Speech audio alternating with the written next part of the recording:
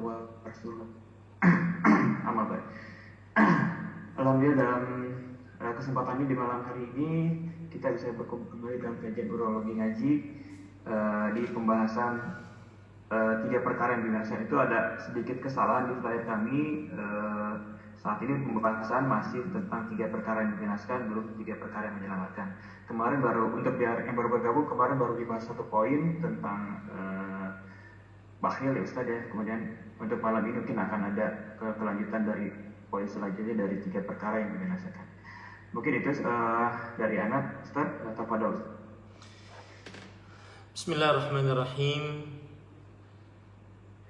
Alhamdulillahirabbil alamin hamdan katsiran tayyiban mubarakan fi kama yuhibbu rabbuna wa yarda. Wa ashhadu an la ilaha illallah wahdahu la syarika lah. Lahul hamdu fil akhirati wal ula. Wa ashhadu anna Muhammadan abduhu wa rasuluh an-nabiyul mustafa wa rasuluhul mujtaba wa ala alihi wa sahbihi a'immatil huda wa man tabi'ahum bi ihsan ila yaumil liqa. Alhamdulillah, kita bersyukur pada Allah Subhanahu wa taala pada hari ini, hari Ahad malam 25 Jumadil Ula Jumadil Akhirah 1442 Hijriah. Kita dimudahkan oleh Allah Subhanahu wa taala untuk duduk bersama mengkaji kembali ayat-ayat suci Al-Qur'an dan hadis-hadis Rasul sallallahu alaihi wa ala alihi wasallam. Salawat dan salam semoga selalu Allah berikan pada Nabi kita Muhammad sallallahu alaihi wa ala alihi wasallam, pada keluarga beliau, para sahabat, serta orang-orang yang mengikuti beliau sampai hari kiamat kelak. Dengan nama-nama Allah yang husna dan sifat-sifat yang ulia, kita berdoa, Allahumma inna nas'aluka ilman nafi'an wa rizqan tayyiban wa amalan mutaqabbala.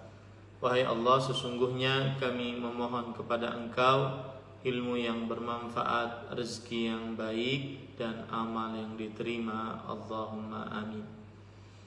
Ahibati hafizakumullah, para bapak ibu, saudara-saudari, kaum muslimin yang saya cintai karena Allah, semoga Allah Subhanahu wa taala selalu menjaga kita.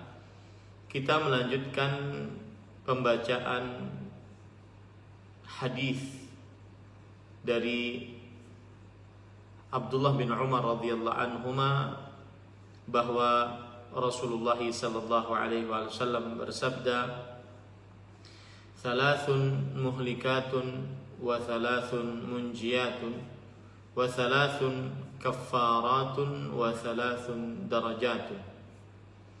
Fa ammal muhlikatu fa syuhhun muta' wa hawan muttaba' wa i'jabul mar'i bi nafsihi. Wa ammal munjiyatu fal 'adlu fil ghadabi war ridha wal qasdu fil faqri wal ghina wa khasyatullahi ta'ala fis sirri wal 'alaniyah.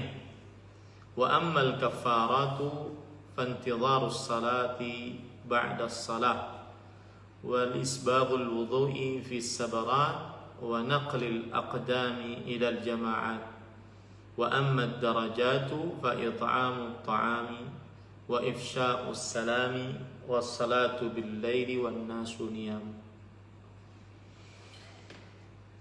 3 perkara yang membinasakan, 3 perkara yang menyelamatkan, 3 perkara yang menjadi penebus, dan 3 perkara mengangkat derajat. Adapun 3 perkara yang membinasakan adalah sikap bakhil yang ditaati, hawa nafsu yang diikuti, dan bangganya seseorang dengan dirinya.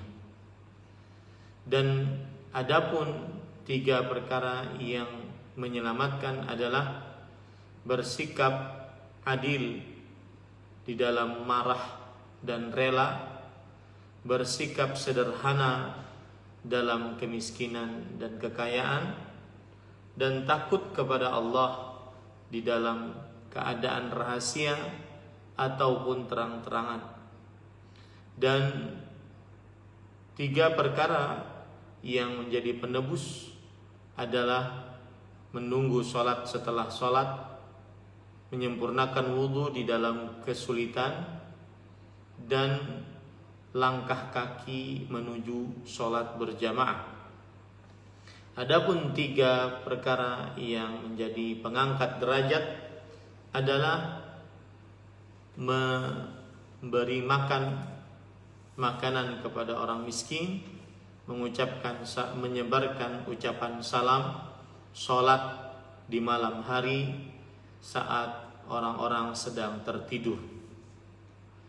Ahibati hafizakumullah, para ikhwah yang dirahmati oleh Allah Subhanahu wa taala, pada kesempatan kali ini kita melanjutkan apa yang kita sudah pelajari, yaitu yang sudah kita pelajari adalah 3 perkara yang membinasakan.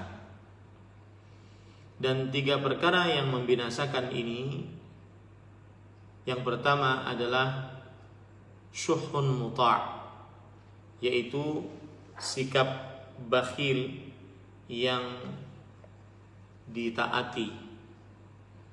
Dan pada pertemuan sebelumnya kita sudah membaca ayat-ayat suci Al-Quran dan hadis-hadis Rasul sallallahu alaihi wa ala alihi wasallam tentang bakhil dan tercelaknya bakhil di dalam agama Islam. Ahibati hafizakumullah ta'ala, saya akan masuk kepada hawan muttaba', yaitu hal yang kedua yang merupakan hal-hal dari 3 hal, atau salah satu hal dari 3 hal yang membinasakan, yaitu hawa nafsu yang diikuti. Sebenarnya kalau berbicara hadis yang begitu penting seperti ini, maka ada beberapa pilihan. Apakah kita membicarakannya secara kulit saja, ataukah kita membicarakannya dalam setiap poinnya. Seperti misalkan masalah bakhil. Sebenarnya permasalahan bakhil masih ada hal-hal yang belum kita bicarakan. Di antaranya yaitu hadis-hadis Rasul sallallahu alaihi wasallam yang menunjukkan tentang bakhil, kemudian hukum bakhil di dalam agama Islam, kemudian potret bakhil, kemudian juga sebab-sebab yang menyebabkan seseorang terperosok ke dalam kebakhilan, kemudian juga sarana-sarana yang menolong seseorang untuk meninggalkan kebakhilan.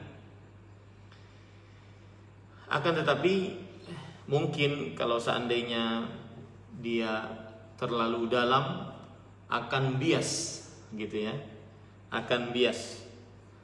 Saya hanya ingin menyebutkan beberapa poin tambahan tentang bakhil sebagaimana yang sudah kita pelajari sebelumnya, yaitu di antaranya tambahannya adalah hadis-hadis yang berkaitan dengan bakhil. Di dalam hadis Rasul riwayat Bukhari dan Muslim dari Anas bin Malik radhiyallahu an, Rasulullah sallallahu alaihi wasallam sering berdoa minta perlindungan kepada Allah dari sifat bakhil. Ini menunjukkan bahwasanya sifat bakhil tercela dalam agama Islam. Doanya adalah Allahumma inni a'udzubika minal hammi wal hazan wal ajzi wal kasal wal jubni wal bukhl wa dhala'id dain wa ghalabatir rijal. Wahai Allah, sesungguhnya aku berlindung denganmu dari kegundahan, kesedihan, kelemahan, kemalasan, sikap pengecut, sikap bakhil, terlilit hutang, dan dikalahkan musuh. Imam Ibnu Qayyim Al-Jauziyah rahimahullah ketika menjelaskan hadis ini, thumma dzakara al-jubna wal bukhla fa innal ihsana al-mutawaqqa'a min al-'abdi imma bimalihi wa imma bibadanihi fal bakhilu mani'un li naf'i malihi wal jabanu mani'un li naf'i badanihi. Di dalam hadis tadi Rasulullah sallallahu alaihi wasallam beliau minta perlindungan dari sifat pengecut dan sifat bakhil.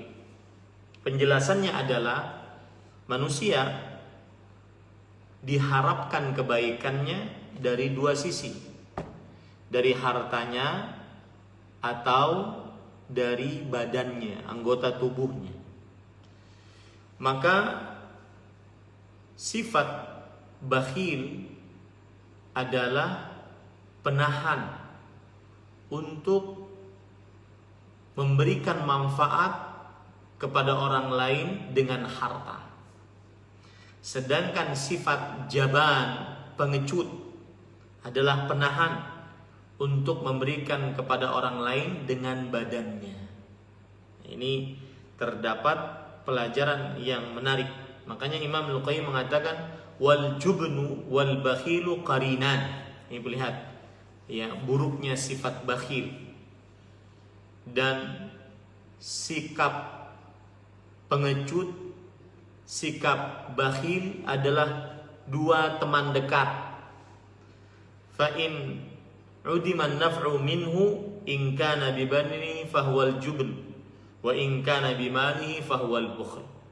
Kalau ada seseorang yang tidak bisa diambil manfaat, kebaikan, kekuatan dirinya, maka berarti dia adalah pengecut.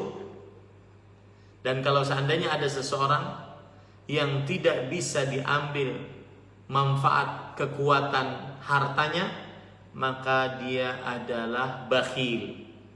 Jadi subhanallah, pengecut dan bakhil itu dua teman dekat. Ya, ini salah satu hal hadis yang menunjukkan bagaimana buruknya sifat bakhil.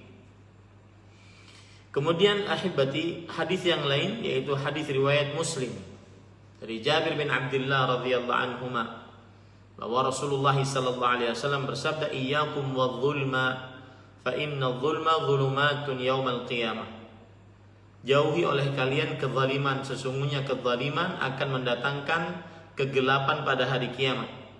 Wattaqus syuhha, dan jauhilah sikap bakhil. Fa inna syuha ahlaka man kana qablakum. Sifat bakhil terutama kepada orang-orang yang di bawah tanggung jawab adalah sifat yang menghancurkan orang-orang sebelum kalian. Hamalahum ala an safaku dima'ahum wastahallu maharimahum. Gara-gara bakhil akhirnya menumpahkan darah dan menghalalkan kemaluan. Ini menunjukkan bahwasanya buruknya sikap bakhil karena menghancurkan orang-orang sebelum kita, yaitu kaum Yahudi dan kaum Nasrani. Hadis yang ketiga, yang terakhir bukan yang paling akhir, hadis riwayat Bukhari dan Muslim dari Abu Hurairah radhiyallahu anhu. Rasulullah sallallahu alaihi wasallam bersabda, "Yataqarabu az-zaman wa yanqusul 'amalu wa yulqa asy-syuhhu wa tadhharu al-fitanu wa yakthuru al-haraju." Qalu ya Rasulullah ayyuma huwa? Qala al-qatlu. Zaman semakin mendekat dan ilmu semakin berkurang. Diletakkan sikap bakhil di tengah bumi. Nampak kejadian-kejadian genting di atas muka bumi. Banyak pembunuhan. Lalu Rasulullah sallallahu alaihi wasallam ditanya, apa yang dimaksud dengan al-haraju? Banyak al-haraju. Kata Rasulullah sallallahu alaihi wasallam, pembunuhan. Ulama hadis Al-Hafidh Ibnu Hajar Al-Asqalani rahimahullah, ulama Islam abad ke-9 Hijriah, beliau mengatakan, wa yulqash syuhhu fal muradu ilqa'uhu fi qulubin nas ala ikhtilafi ahwalihim. Diletakkan sifat bakhil, maksudnya pada hati-hati manusia sesuai dengan perbedaan keadaan mereka. Hatta yabkhalal alimu bi'ilmi, sampai seorang yang alim bakhil dengan ilmunya. Fayatrukut ta'lim wal fatwa, sehingga ia meninggalkan pengajaran dan pemberian fatwa. Wa yabkhalus sani'u bi sana'atihi hatta yutruka ta'lima ghairihi. Dan orang yang pandai untuk membuat sesuatu, maka dia meninggalkan mengajarkan kepandaian tersebut kepada orang lain. Ini banyak ya. Saya dulu waktu masih di Arab Saudi, ada sebagian orang-orang yang mungkin kerja di sebuah perusahaan, saya tidak sebutlah nama perusahaannya.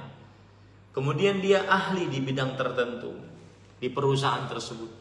Maka dia tidak mau memberitahukan ilmunya kepada bawahannya atau kepada koleganya, agar tidak ada yang mengalahkannya di dalam hal tersebut. Nah, ini masuk di dalamnya. Wa yabkhalul ghaniyyu bimalih hatta yahlakal faqir. Dan orang kaya dia bakhil dengan hartanya sampai orang-orang miskin binasa. Wa laysal muradu wujudu asli syuh li'annahu lam yazal mawjudan. Dan bukan yang dimaksud adalah asal muasal sikap bakhil, karena sikap bakhil dari dulu sudah ada, ya. Taib. Sekarang pembicaraan tentang hukum bakhil. Hukum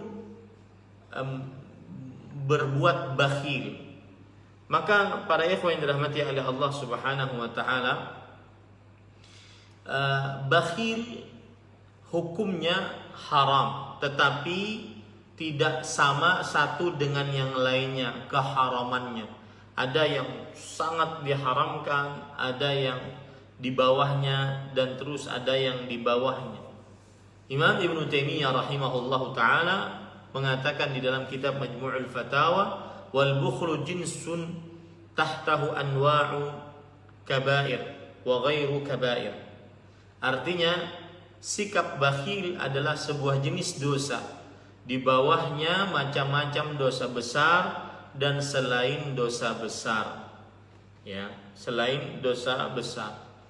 Kemudian para ulama mengatakan, jikalau dia bakhil dengan sesuatu yang wajib, aturannya dia lakukan, maka ini adalah haram dan dosa besar.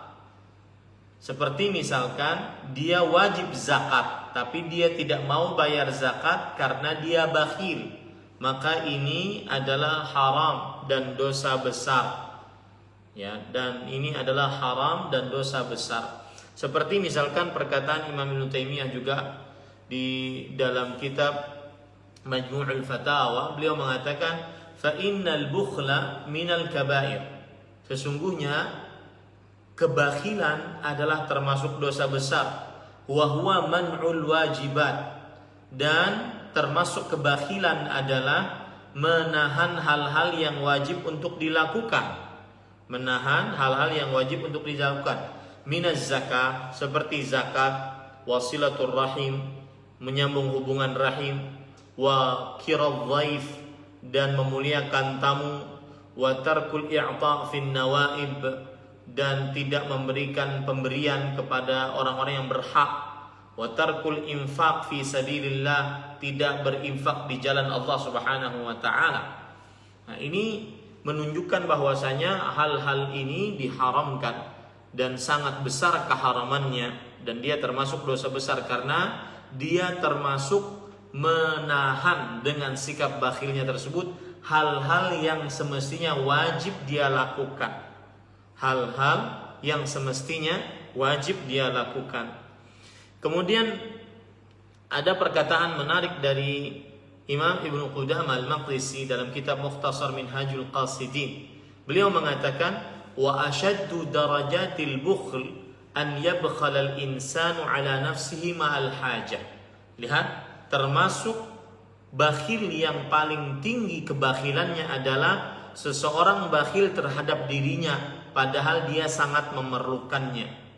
Fakam min bakhilin yumsikul mal wa yamradu fala yatadawa. Berapa banyak orang yang bakhil, dia menahan hartanya, dia sakit tetapi dia tidak mau berobat. Wa yastahi syahwa fayamna'u minhal bukhl. Dia menginginkan untuk makan, gara-gara sikap bakhilnya dia tidak mau makan. Fakam baina man yabkhal ala nafsihi ma'al haja wa baina ma yu'tharu ala nafsihi ma'al haja. Fal akhlaqu ataya yadha'aha Allah azza wa jalla haitsu syaa. Artinya, berapa banyak orang yang bakhil terhadap diri sendiri padahal dia sangat memerlukan. Berapa banyak orang yang mendahulukan dirinya sendiri padahal dia juga sangat memerlukan. Ternyata akhlak itu memang pemberian dari Allah Subhanahu wa taala yang Allah letakkan kepada siapa yang dikehendakinya. Ini ada hal yang menarik dalam hal ini, yaitu seorang bakhil terhadap diri sendiri, dia tidak mau belajar ilmu agama padahal dia sangat memerlukan. Itu termasuk sikap bakhil. Ya, para ikhwan yang dirahmati oleh Allah. Dia tahu bahwa dirinya bodoh terhadap agama, tetapi dia bakhil terhadap dirinya sendiri. Akhirnya dia tidak mau belajar ilmu agama. Taib, saya akan menyebutkan beberapa potret kebakhilan. Ini saya katakan tadi, mohon maaf kalau seandainya saya agak mendalam di dalam sifat-sifat yang setiap empat ini ada 3 hal yang membinasakan, hal yang menyelamatkan, hal yang menghapuskan, dan hal yang mengangkat derajat. Mohon maaf ya, jadi biar kita puas gitu belajarnya. Bakhil, potret-potret bakhil. Yang pertama adalah bakhil dengan harta. Bakhil dengan harta. Maka para ikhwan yang dirahmati oleh Allah Subhanahu wa taala, bakhil dengan harta adalah termasuk potret kebakhilan. Yang kedua yaitu bakhil dengan nyawa. Bakhil dengan nyawa. Dia bakhil untuk berjihad di jalan Allah Subhanahu wa taala. Ya. Yang ketiga bakhil dengan jabatan. Bakhil dengan jabatan. Sebagian orang dia mempunyai jabatan yang tinggi, dan dengan jabatan tersebut dia sanggup untuk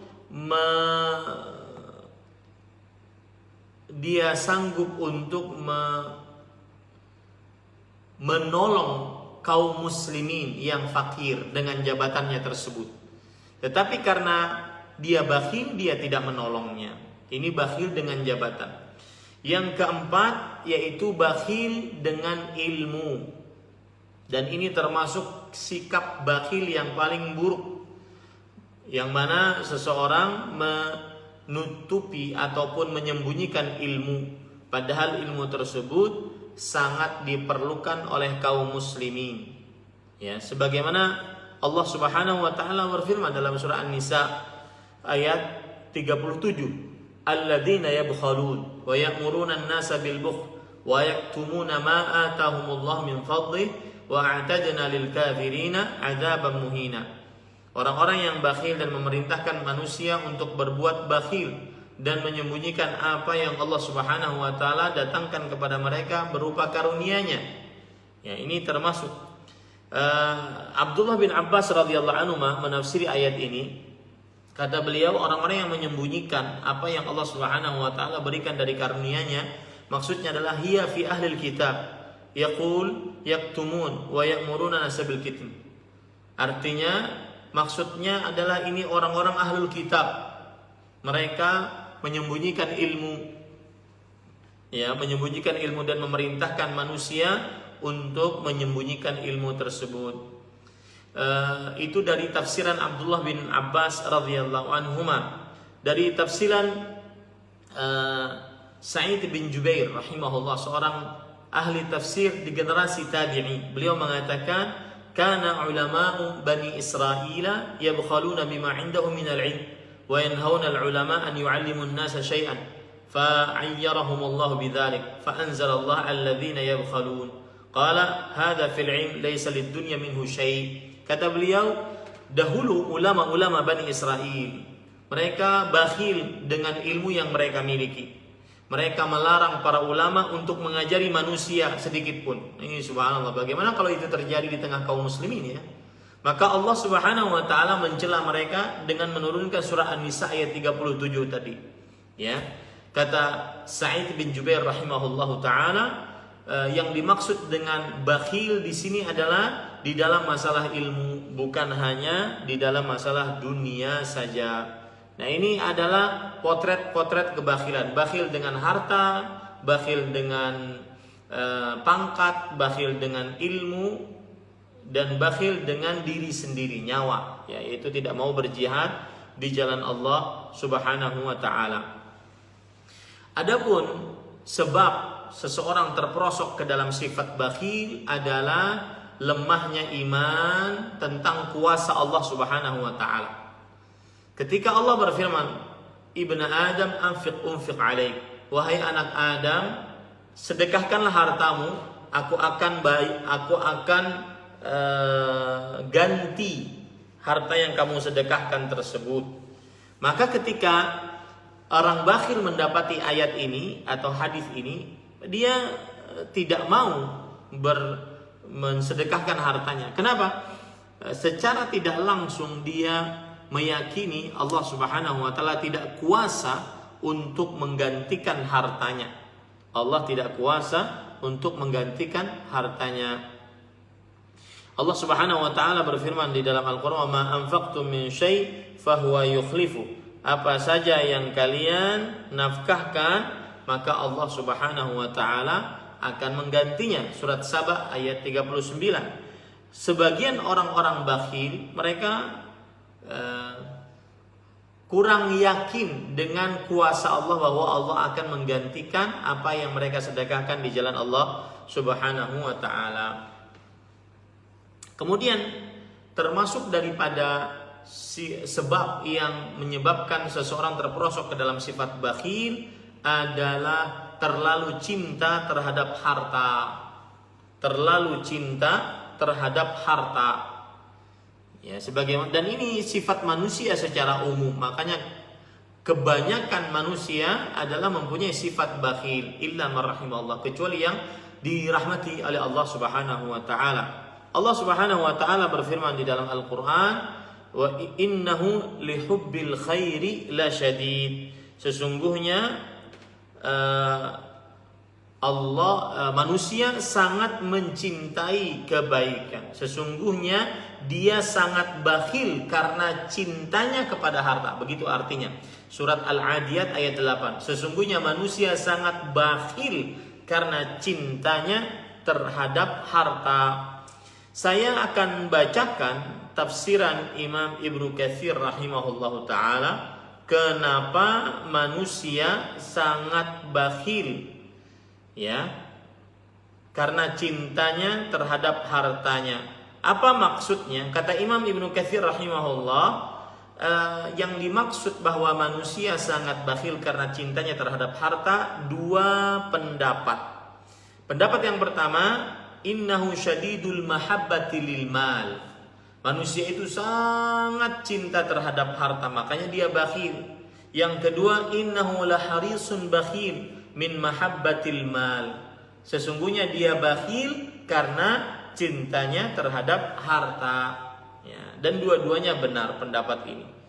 Manusia kenapa dia bakhil? Karena dia sangat cinta terhadap harta. Yang kedua, dia adalah suka mengumpulkan. Jadi manusia itu punya dua sifat, al-jamu' manu'. Jamu' manu', suka mengumpulkan dan tidak suka memberi. Itu bahasa Arabnya jamu', suka mengumpulkan, manu' tidak suka memberi, ya. Itu sifat manusia karena dia saking sukanya terhadap harta. Sebab yang ketiga adalah yang menyebabkan seseorang terperosok ke dalam ke dalam sifat bakhil, yaitu karena dia mengira bahwa sikap bakhil itu termasuk daripada kepintaran. Sifat bakhil itu termasuk daripada kecerdasan mengurus harta. Dan ini sudah disebutkan oleh Allah Subhanahu wa taala di dalam Al-Qur'an tentang hal ini, ya.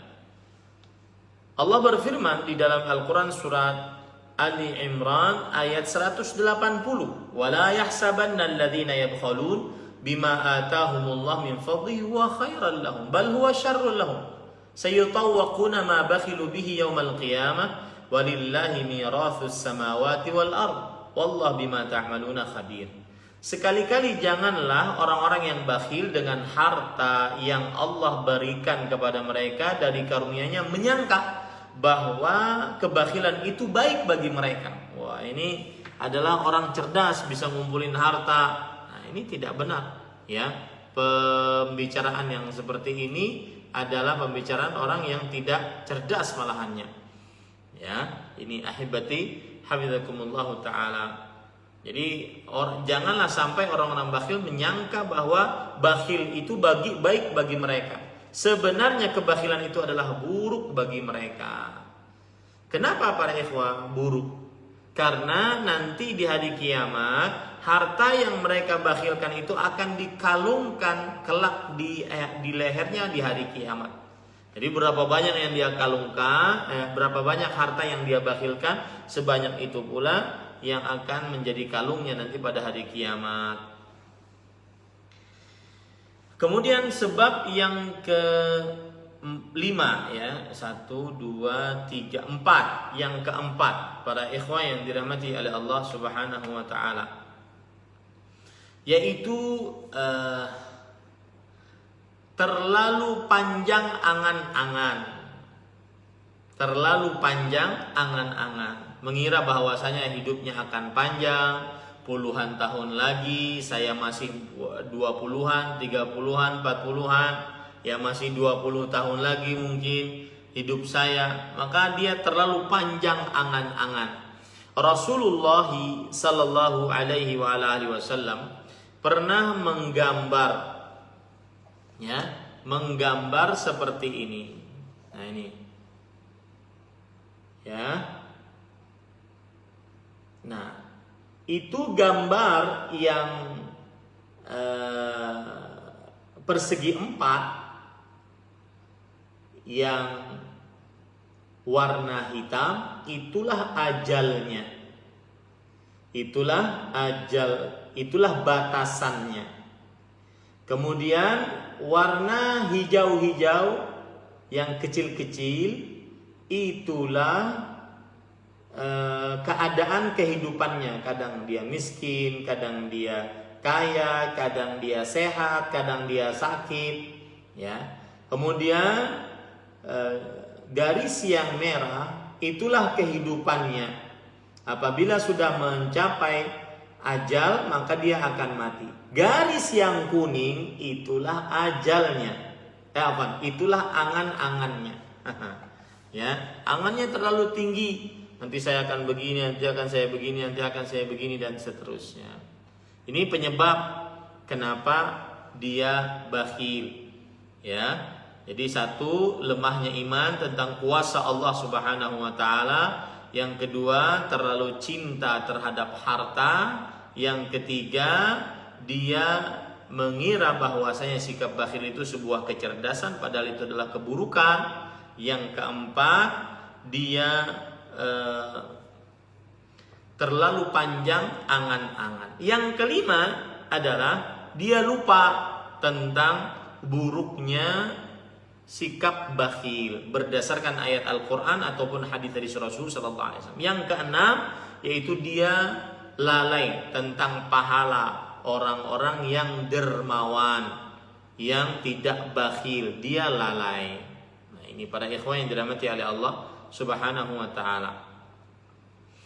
Ada beberapa poin penyebab yang menolong seseorang untuk meninggalkan sikap bakhil. Yang pertama, kebalikan dari yang pertama, yaitu berbaik sangka kepada Allah Subhanahu wa taala.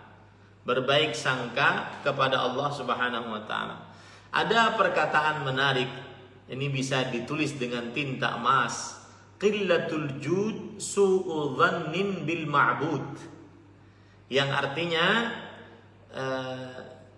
sedikit sikap dermawan ini sebenarnya adalah sedang berburuk sangka kepada Allah yang paling berhak untuk diibadahi.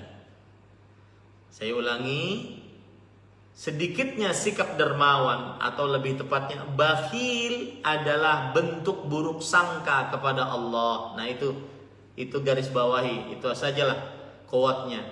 Sikap bakhil adalah bentuk buruk sangka kepada Allah.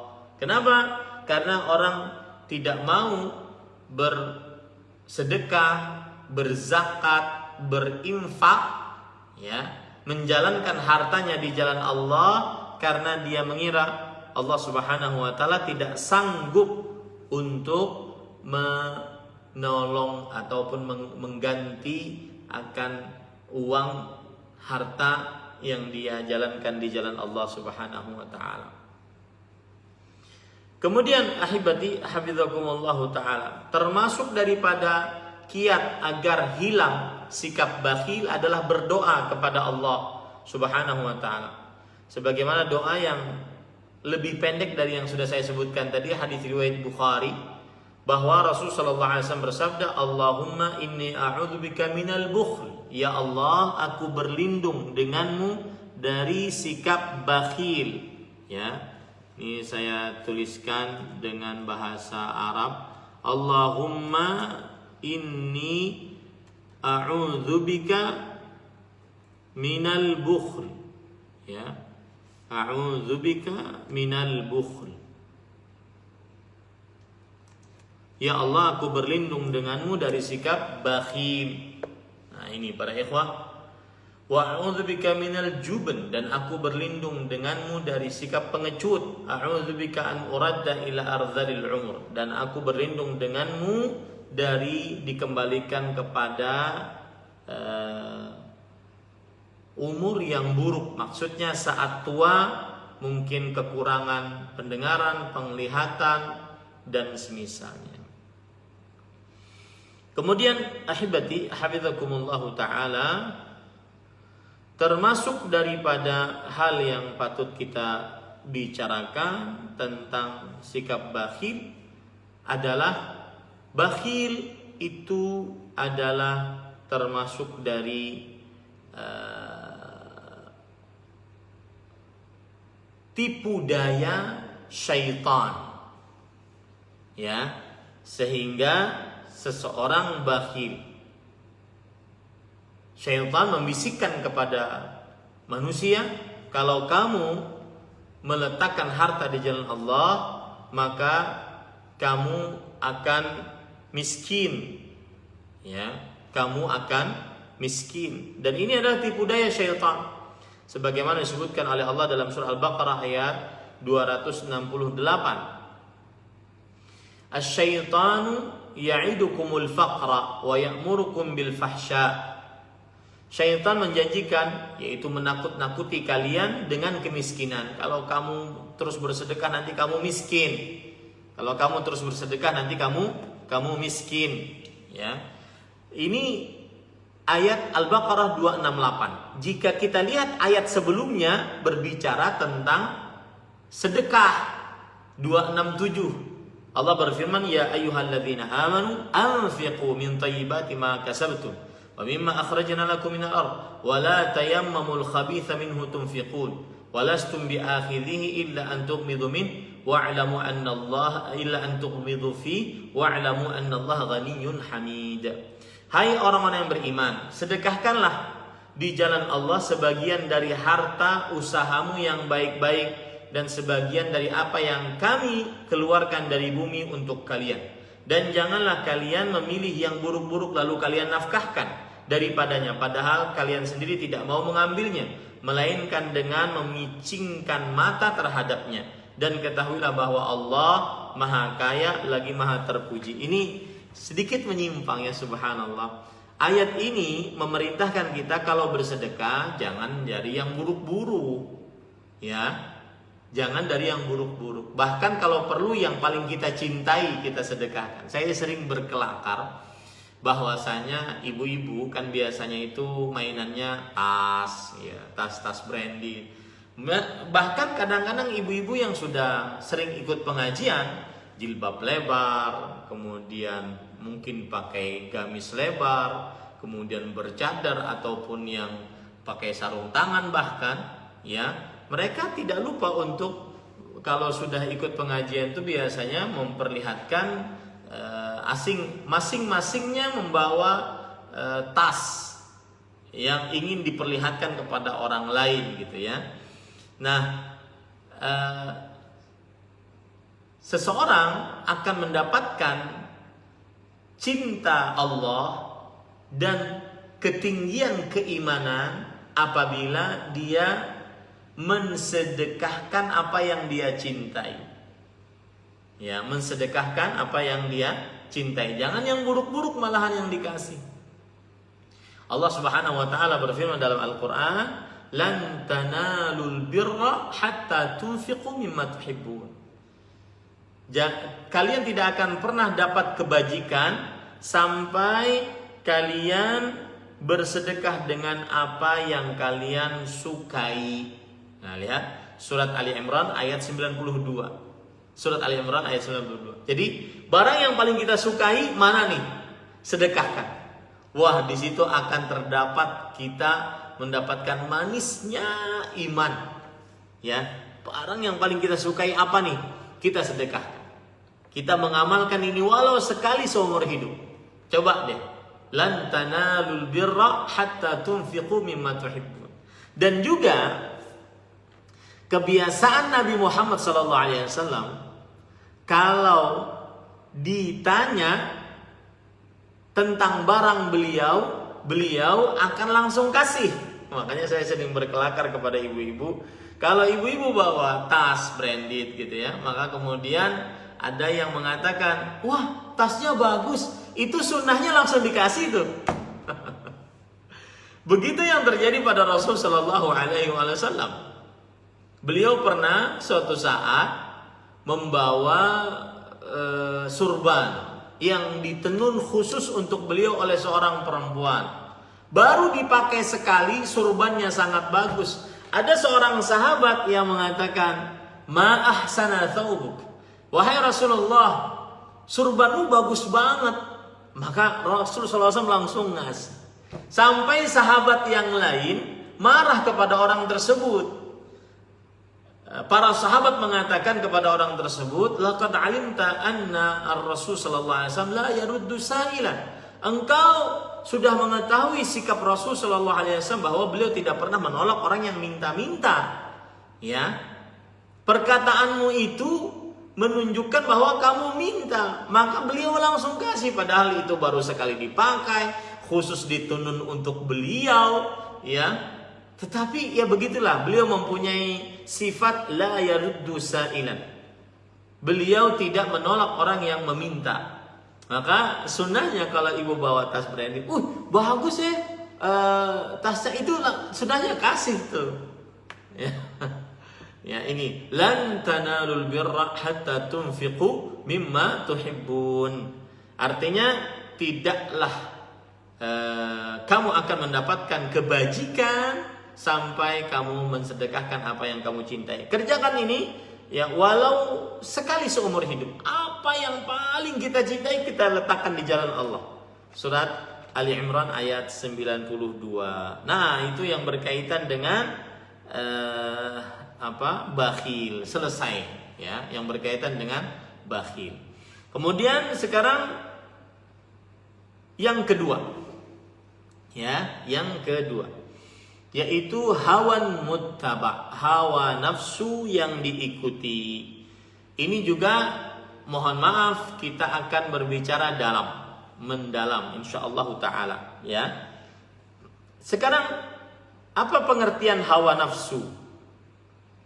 Kalau dalam bahasa Arab hawa yahwi ya, itu artinya ahabbahu washtahahu, dia menyukainya, dia menginginkannya. Jadi secara bahasa hawa adalah sesuatu yang disukai dan diinginkan. Adapun secara istilah syariat, perhatikan baik-baik. Adapun secara istilah syariat adalah mailut taba' ila ma yulaimu.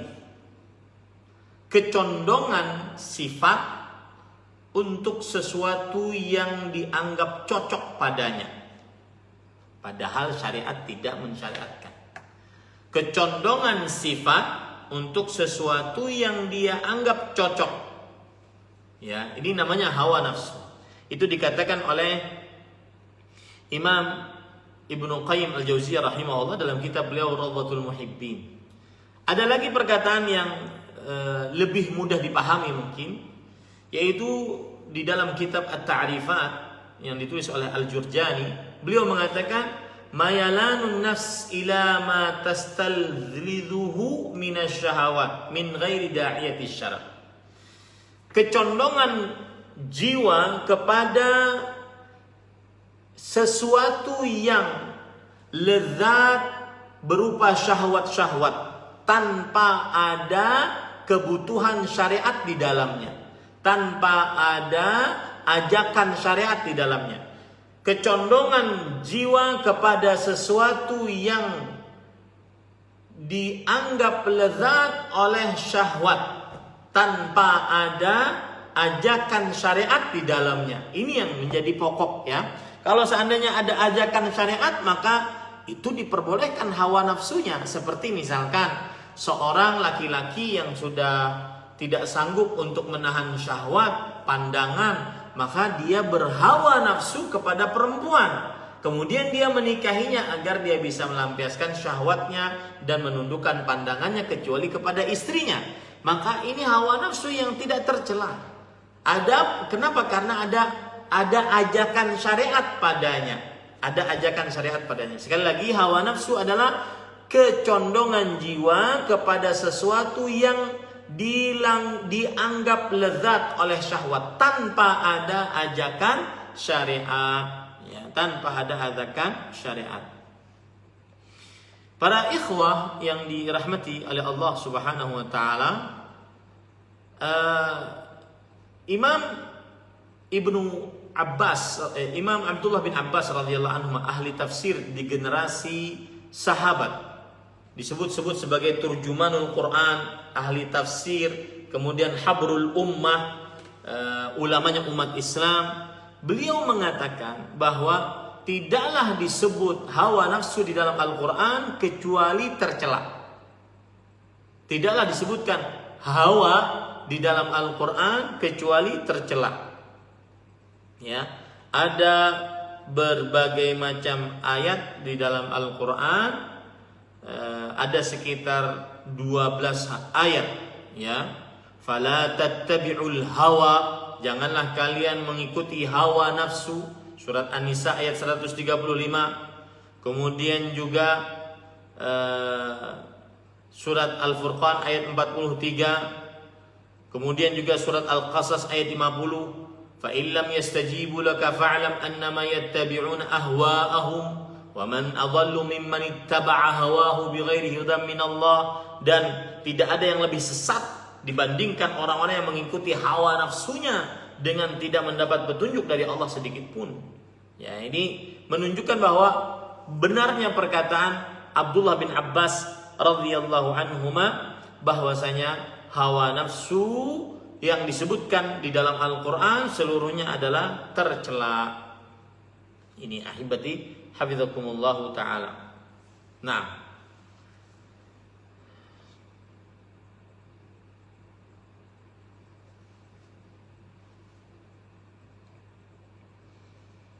sekarang timbul pertanyaan, kapan manusia diancam siksa atas pengikutannya terhadap hawa nafsu?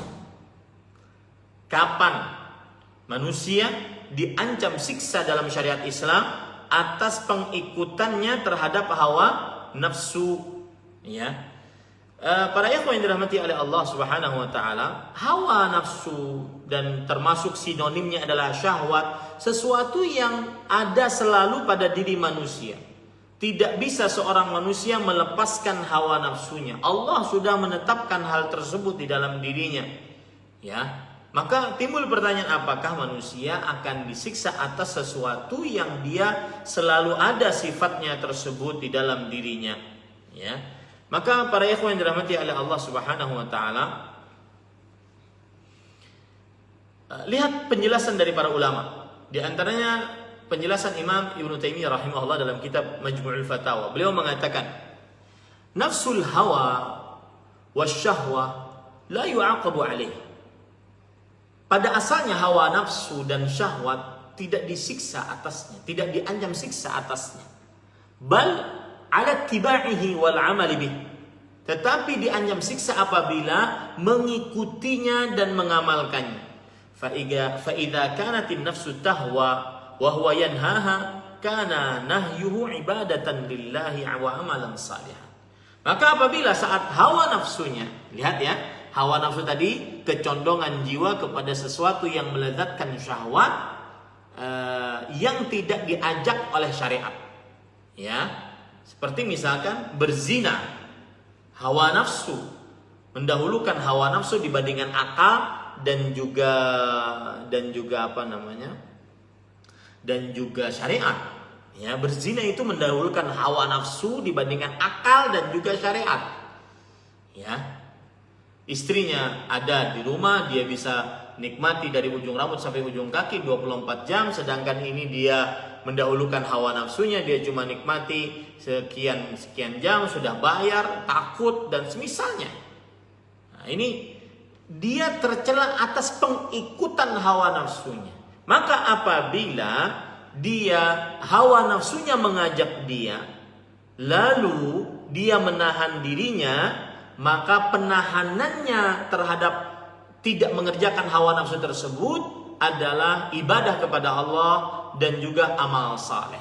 Saya beri contoh, misalkan 7 orang yang dinaungi oleh Allah Subhanahu wa taala di akhirat, tidak ada naungan kecuali naungannya Allah Subhanahu wa taala pada saat itu. Salah satu dari 7 orang tersebut adalah rajulun da'athu imra'ah dzatu mansibin wa jamal. Seorang lelaki yang diajak oleh seorang perempuan yang mempunyai kecantikan dan kedudukan. Lihat ya, 2 sifat perempuan ini, cantik dan punya kedudukan. Karena kalau yang ngajak nggak cantik dia ogah. Kalau yang ngajak dia nggak punya kedudukan nanti ditangkap Satpol PP. Ya, dia tidak mau kalau seandainya yang ngajak perempuan yang tidak cantik kemudian tidak punya kedudukan. Maka yang ngajak ini perempuan yang cantik dan punya kedudukan. Tetapi dia mengatakan apa? Faqala inni akhafullah. Saya takut kepada Allah Subhanahu wa taala. Nah, ketika dia berhawa nafsu sebenarnya, tetapi dia tinggalkan karena Allah, maka dia tidak diancam siksa atas hal tersebut. Bahkan dia beribadah kepada Allah dan beramal saleh. Seperti misalkan Nabi Yusuf alaihissalam. Dan saya peringatkan kepada para ikhwah yang mengikuti kajian ini, terutama para laki-laki, bapak-bapak, para pemuda, ya, yang namanya syahwat kepada perempuan itu tidak mengenal status. Mau dia jomblo sudah menikah, tidak mengenal strata pendidikan.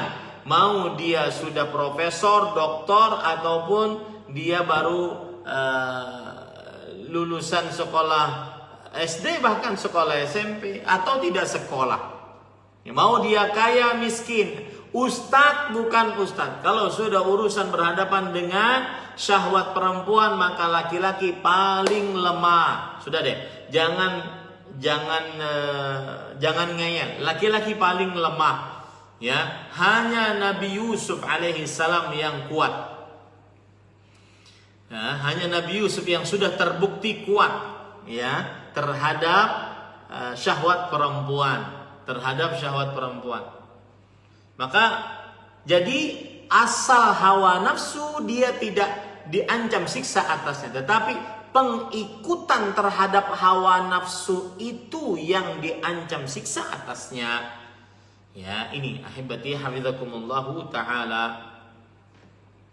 Contoh misalkan hadis yang menunjukkan akan hal ini, pengikutan terhadap hawa nafsu yang tercela ya. Hadis riwayat Imam Muslim dari Abu Hurairah radhiyallahu anhu. Rasul sallallahu alaihi wasallam bersabda, "Kutiba 'ala bani Adam nasibuhu minaz zina." Telah dituliskan atas anak Adam bagiannya dari perbuatan zina. Mudrikun dzalika la mahalah. Dia pasti mendapati zina tersebut, tidak bisa ngelak. Pasti itu. Setiap kita, anak manusia, pasti berzina. Bagaimana? Fal ainani zinahuman nazar. Dua mata zinanya dengan melihat yang haram-haram, apalagi di zaman sekarang. Apalagi yang sudah main media sosial. Ya, sudah deh, enggak usah bohong. Harus jujur imannya kepada Allah Subhanahu wa taala. Wal udhunani zinahumal istima'.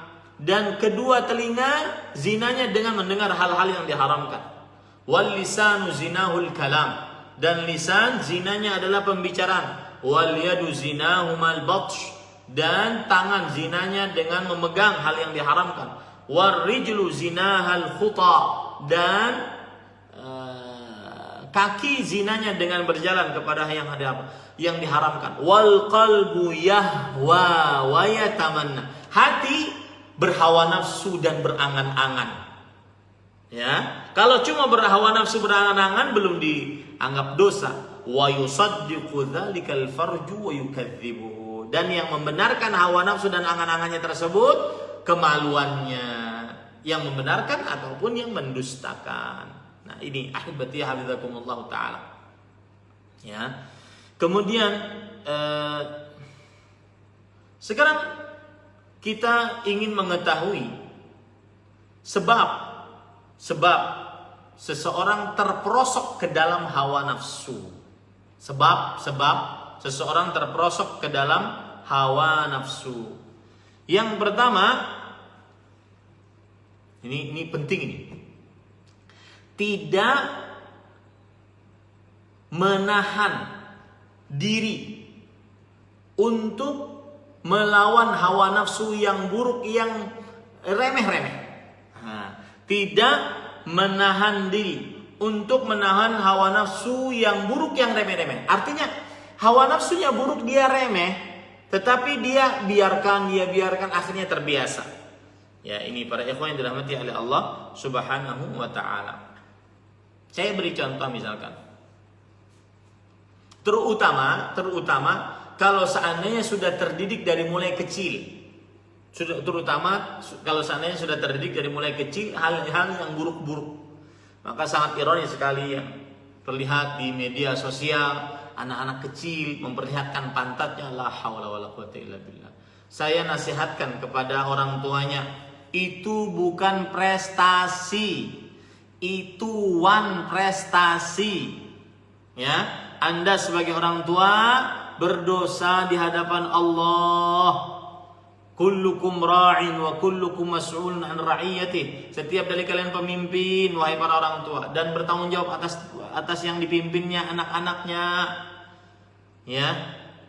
Anak-anak kecil umur 2 tahun, 3 tahun memperlihatkan pantatnya dengan goyangannya dibarengi dengan lagu la haula wala quwata illa billah. Ini susah akan berubahnya nanti jika dia dibiarkan terus. Ya, ini contoh para ikhwan yang dirahmati oleh Allah. Anak-anak dari mulai kecil Dari mulai umur mumayyiz itu 7 tahun, ya. Umur mumayyiz itu 7 tahun. Dibiasakan terlambat bangun subuh, dibiasakan kalau sudah azan tidak bangun mengambil air wudhu, dibiasakan dia terlambat mengerjakan sholat di akhir-akhir waktu, terutama sholat-sholat yang sholat waktunya pendek seperti subuh, seperti maghrib, ya dibiasakan. Tidak dibiasakan hal-hal yang baik-baik, maka ahibati hafizakumullah, ini yang membuat akhirnya seseorang terperosok ke dalam mengikuti hawa nafsu, karena dibiasakan untuk mengikuti hal-hal yang berbau hawa nafsu yang dianggap remeh dari mulai semenjak kecil. Makanya Nabi Muhammad Sallallahu Alaihi Wasallam, para sahabat, mereka senantiasa mendidik anak mereka dari mulai kecil dengan hal-hal yang baik-baik. Di antaranya Umar bin Abi Salamah, anak tiri Rasulullah Sallallahu Alaihi Wasallam. Waktu itu berumur mungkin 4 tahun, 5 tahun begitu ya. Kemudian duduk di pangkuan Rasul Sallallahu Alaihi Wasallam. Karena orang Arab makannya kan satu nampan besar bersama-sama. Kemudian yang namanya anak kecil mungkin dia suka yang sebelah sana, mungkin dia suka sebelah sini, sebelah sana, gitu ya. Akhirnya dia tangannya ke sana kemari. Maka Rasul Shallallahu Alaihi Wasallam memberikan wejangan kepada anak tersebut, yang wejangan ini akan selalu diingat oleh anak tersebut, dan akhirnya ketika Rasul SAW sudah meninggal, anak kecil ini sudah dewasa, bahkan dia sudah tua meriwayatkan hadis ini. Lihat bagaimana pendidikan yang diajarkan oleh Rasulullah SAW sangat membekas di masa kecil. Beliau mengatakan, ya gulam, qul bismillah, qul sammillah, wa qul biyaminik, wa qul mimma yalik. Wahai anak kecil, makanlah dengan mengucap bismillah. Makanlah dengan apa yang ada di depanmu. Ini adab ketika makan bersama. Makanlah dengan tangan kanan. Ada timbul pertanyaan, Ustaz, depan saya cuma sambal doang, gimana? Sedangkan dagingnya sebelah sono. Maka kita katakan, ya, maka yang sebelah sana meletakkan ke tengah, yang ada sambalnya meletakkan ke tengah. Jadi dia bisa bersama-sama mengambilnya. Seperti itu. Ini contoh yang lain lagi, yaitu hadis yang diriwayatkan oleh Imam Bukhari dan Muslim. Kalau yang tadi saya sebutkan hadis riwayat Bukhari. Ada hadis lagi Ar-Rubai' binti Muawwidh radhiyallahu anha, bahwasanya beliau bercerita, kunna nasumuhu ba'du, kami berpuasa pada hari Asyura, wa nasumu sibyana. Sebelum saya cerita ini, tadi Umar bin Abi Salamah beliau berkata bagaimana? Kata beliau begini, wahai, kan Rasulullah SAW bersabda, wahai anak kecil, makanlah dengan bismillah, makanlah dengan tangan kanan, makanlah apa yang ada di depanmu. Baik. Kata Umar bin Abi Salamah ketika meriwayatkan hadis ini, otomatis beliau ketika sudah dewasa, beliau mengatakan, fa kanat tilka ti'mati ba'di. Maka semenjak itu begitulah tata cara aku makan. Lihat begitu ya. Bagaimana pendidikan Rasulullah SAW dari mulai kecil beliau ajarkan. Ya, fakanat tilka ti'mati ba'du. Maka seperti itulah tata cara aku makan setelah itu seterusnya. Nah ini maka hati-hati para ikhwah, jangan karena kita terlalu sayang kepada anak, kasihan terhadap anak, tetapi malah menjerumuskannya. Saya pernah mendapati seorang orang tua, ya, mengatakan, aduh Ustadz, anak saya udah kecanduan game Ustadz. Bahkan sampai matanya itu entah retinanya atau apa, itu pecah, pembuluh darah kalau nggak salah pecah gitu. Gara-gara keseringan melihat game, ya. Apalagi kalau sudah di rumah nenek, di rumah kakek, ya ada wifi, wah udah. Kakek nenek ini harus dinasihati, ya. Harus dinasihati, jangan membiarkan cucunya dalam kerusakan. Akhirnya apa yang terjadi para ikhwan yang dirahmati? Sampai masuk ke rumah sakit. Setelah masuk rumah sakit, si anak tersebut dikasih lagi hanya karena dengan tangisan, dikasih lagi. Lalu saya tanya, kenapa dikasih? Kan sudah ada buktinya, itu rusak matanya. Kasihan Ustaz, saya sayang sama dia. Saya ini sayang yang tidak cocok. Ya. Nah, ini para ikhwan yang dirahmati oleh Allah Subhanahu wa taala. Nah, sebab yang kedua, seseorang mengikuti hawa nafsu adalah duduk berteman dengan orang-orang yang buruk, yang pengikut hawa nafsu juga. Makanya para ulama tabi'i seperti Imam Mujahid bin Jabr, ahli tafsir di generasi tabi'i, muridnya Abdullah bin Abbas, beliau mengatakan, la tujalisu ahlal ahwa. Jangan engkau duduk bersama orang-orang yang mengikuti hawa nafsu. Begitu juga Imam Abu Qilabah, Abdullah bin Zaid al-Jarmi, la tujalisu ashabal ahwa wa la tujadiluhum fa inni la amanu an yaghmisukum fi dhalalah aw yulabbisu alaikum fi din ba'da ma lubbisa alaihim. Jangan kalian berteman dengan orang-orang yang mengikuti hawa nafsu. Jangan kalian debat mereka. Aku tidak menjamin bahwa mereka akan menenggelamkan kalian di dalam kesesatan, atau minimal memberikan kalian syubhat di dalam agama sebagaimana mereka mempunyai syubhat. Nah, hati-hati ini para ikhwah, ya. Berteman, pepatah Arab mengatakan as-sahibus sahib. Teman itu yang menarik. Yang ketiga, para ikhwah yang dirahmati oleh Allah Subhanahu wa taala. Nah, ini penting. Ini menarik. Yaitu sebab seseorang terperosok ke dalam hawa nafsu adalah karena kurang pengetahuan tentang nikmat akhirat. Kurang pengetahuan tentang nikmat-nikmat surga. Ya, makanya penting sekali belajar tentang surga dan kenikmatan-kenikmatannya serta neraka dan siksaan-siksaannya, agar kita menginginkan masuk ke dalam surga dan tidak terperosok ke dalam hawa nafsu yang sesaat. Saya katakan para ikhwah, kenapa sebagian orang menjual surganya? Yang mana surga itu? 1, nikmatnya kekal abadi. 2, nikmatnya sempurna. 3, nikmatnya tidak pernah rusak. 4, nikmatnya banyak.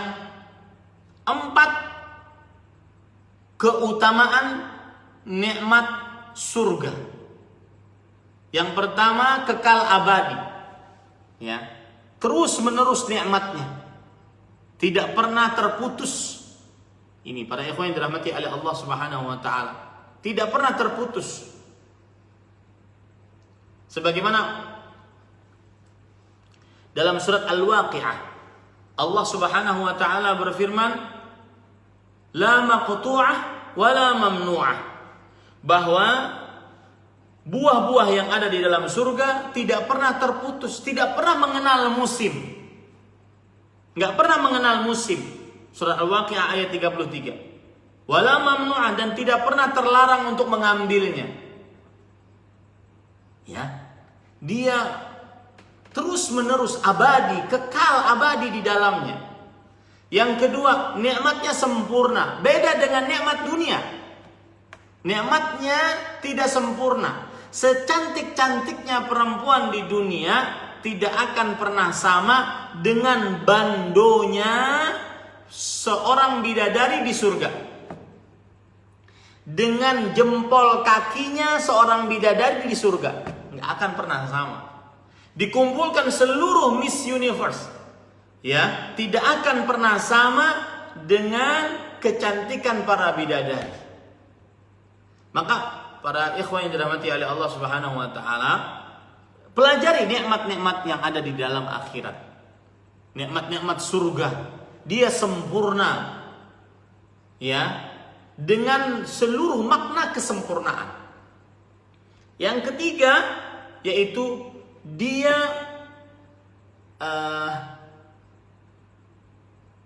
banyak, tidak sedikit. Sedangkan dunia sedikit. Sekaya-kayanya manusia di dunia sekarang siapa tuh yang paling kaya? Tidak bisa dibandingkan dengan nikmat akhirat. Sedikit.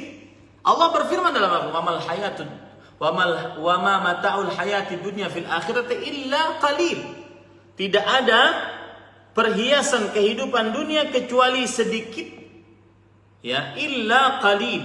Sedikit sekali kata Allah Subhanahu wa taala di dalam Al-Qur'an surat At-Taubah ayat 38. Fama mata'ul hayati dunya fil akhirati illa qalil. Sedikit. Rasulullah sallallahu alaihi wasallam pernah menyatakan, "Mad dunya fil akhirah illa kama yaj'alu ahadukum isbi'ahu fil yam falyanzur bima yarja." Tidaklah kehidupan dunia dibandingkan kehidupan akhirat kecuali seperti seseorang memasukkan jarinya ke dalam lautan, kemudian diangkat. Maka apa yang menetes dari jari tersebut, itulah nikmat dunia. Lautan, itulah nikmat akhirat. Tidak bisa dibanding para ikhwan yang dirahmati oleh Allah Subhanahu wa taala. Maka pelajari nikmat-nikmat.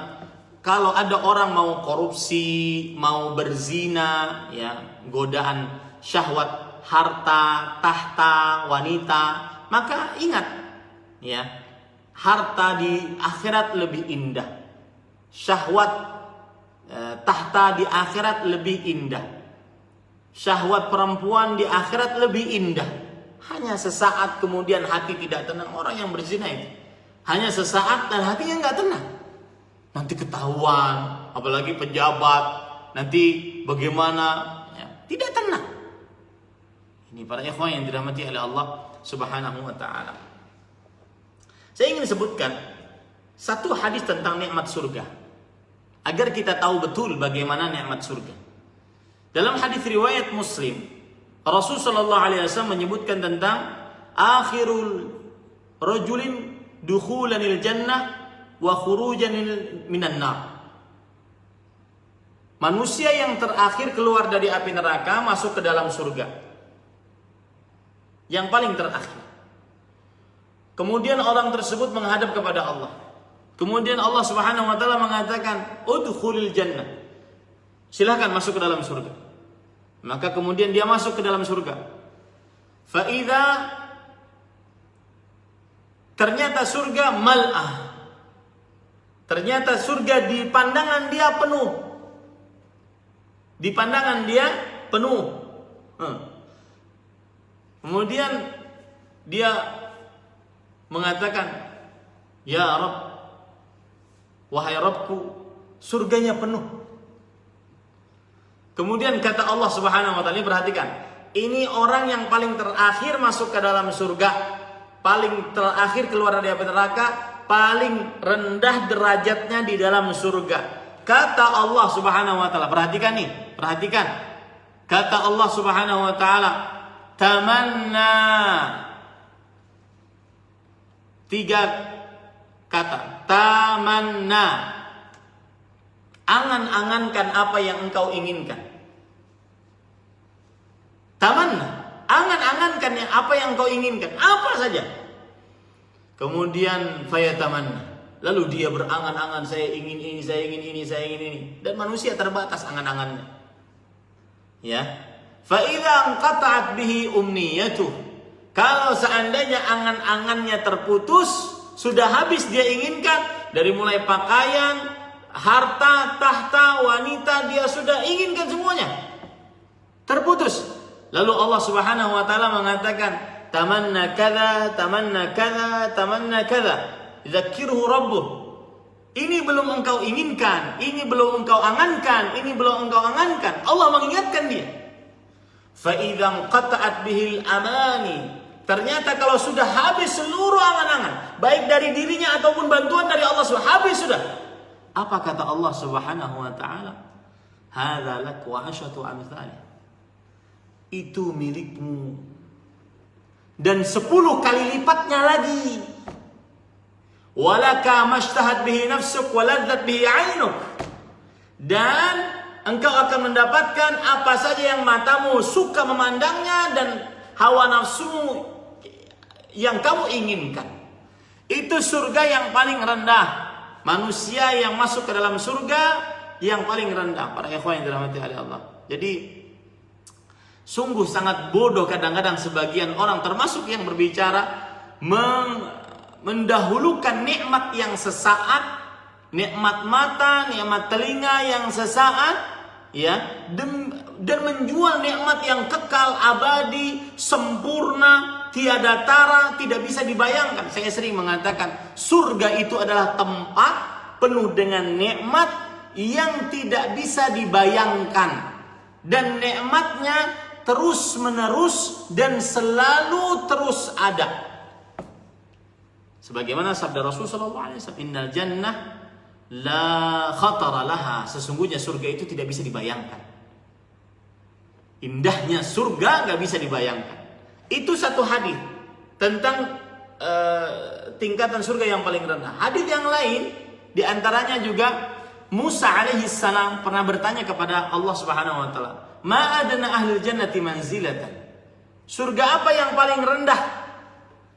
Kata Allah Subhanahu wa ta'ala, huwa rajulun, dia adalah seseorang yang keluar dari neraka. Misalkan nih, di belakangnya neraka, dia keluar darinya. Kemudian dia berdoa kepada Allah, "Ya Rabb, wahai Allah, qarribnil jannah." Dekatkan aku ke dalam surga. Dekatkan aku dengan surga. Sesungguhnya baunya api neraka, panasnya api neraka, hawa panasnya api neraka membakarkan. Maka didekatkan. Allah mengatakan, permintaanmu cuma satu. Setelah ini nggak boleh minta lagi. Maka orang ini mengatakan, ya Allah, itu saja aku minta, tidak ada yang lain. Didekatkanlah dia ke depan pintu surga.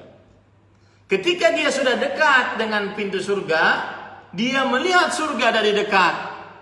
Ra'a bahjataha, dia melihat megahnya surga. Kemudian dia diam sejenak. Tanpa dia sadar, dia minta lagi. Ya Allah, adkhilil jannah. Wahai Allah, masukkan aku ke dalam surga. Ya. Kata Allah, kenapa engkau minta lagi? Padahal kan sudah berjanji tadi untuk tidak minta lagi. Ini hadis riwayat Bukhari, sahih. Lalu orang tersebut mengatakan, ya Allah. Nah ini perhatikan. Allah mengabulkan doa orang yang berdoa seperti ini. Ya Rabbi, la taj'alni ashqa khalqik. Ya Allah, jangan jadikan aku makhlukmu yang paling hina.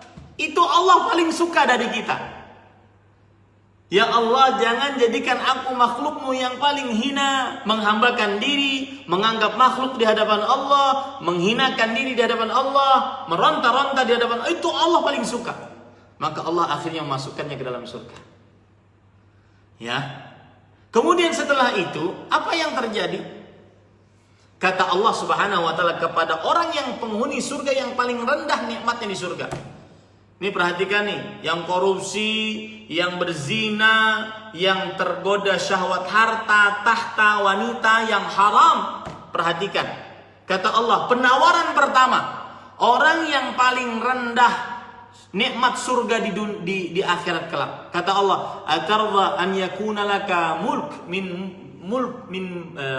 min malikid dunya?"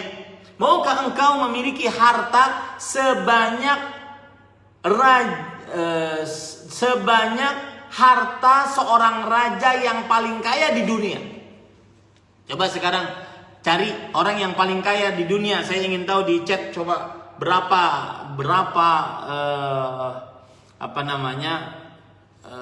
besarnya harta orang tersebut, ya. Berapa orang paling kaya sedunia?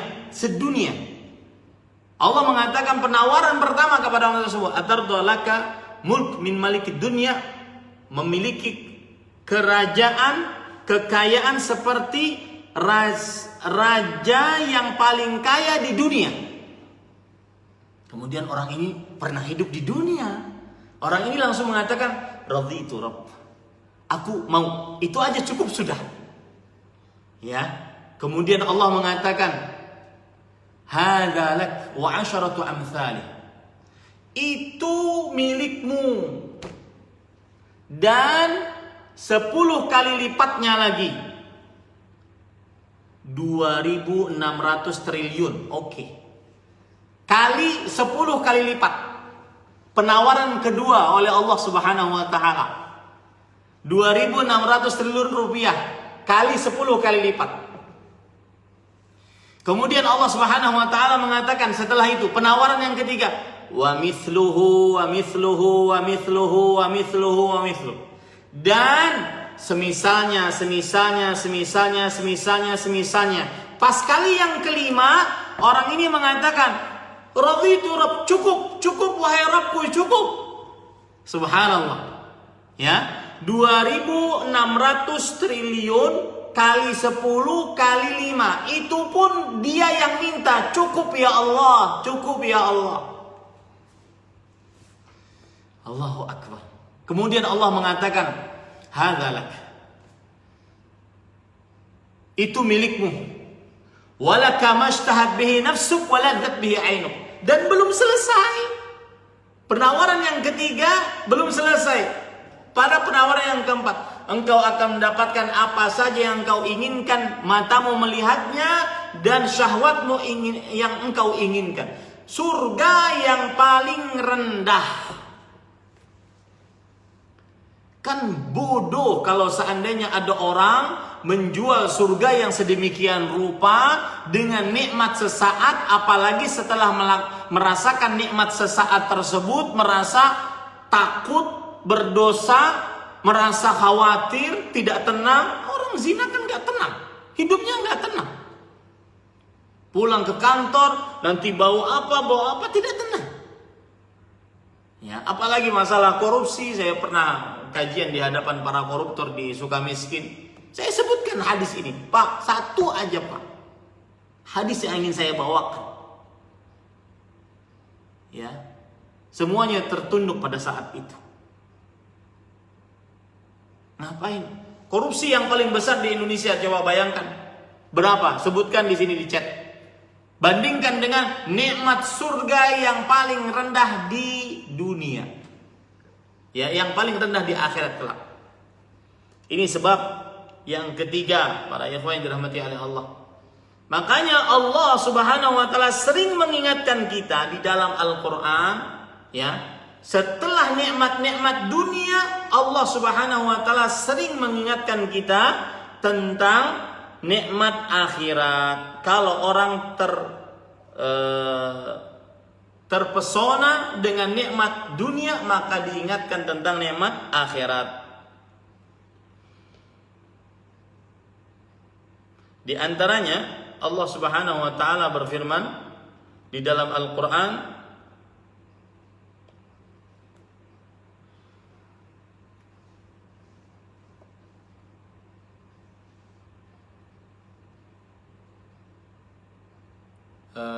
tentang wa'lamu annama al-hayatu dunya la'ibun wa lahwun wa zinatun wa tafakhurun bainakum wa takathurun fil amwali wal aulad kamathali ghaithin a'jaba al-kuffara nabatuhu thumma yahiju fatarahu musfarran thumma yakunu hutama fil akhirati 'adzabun syadidun wa maghfiratun min Allah. Kemudian setelah itu baru Allah Subhanahu wa taala berfirman, sabiqu ila maghfiratin min rabbikum wa jannah. Ya. Surat Al-Hadid ayat 20 menyebutkan tentang nikmat-nikmat dunia. Setelah nikmat-nikmat dunia, kalau Anda tertipu dengannya, ingat nikmat akhirat lebih istimewa. Di dalam surat Al-Hadid ayat 21-nya Allah mengingatkan tentang nikmat-nikmat akhirat. Ini subhanallah para ikhwan, itu sudah diingatkan oleh Allah Subhanahu wa taala. Makanya saya katakan sebab seseorang terperosok ke dalam hawa nafsu adalah karena dia tidak mengetahui hakikat nikmat akhirat.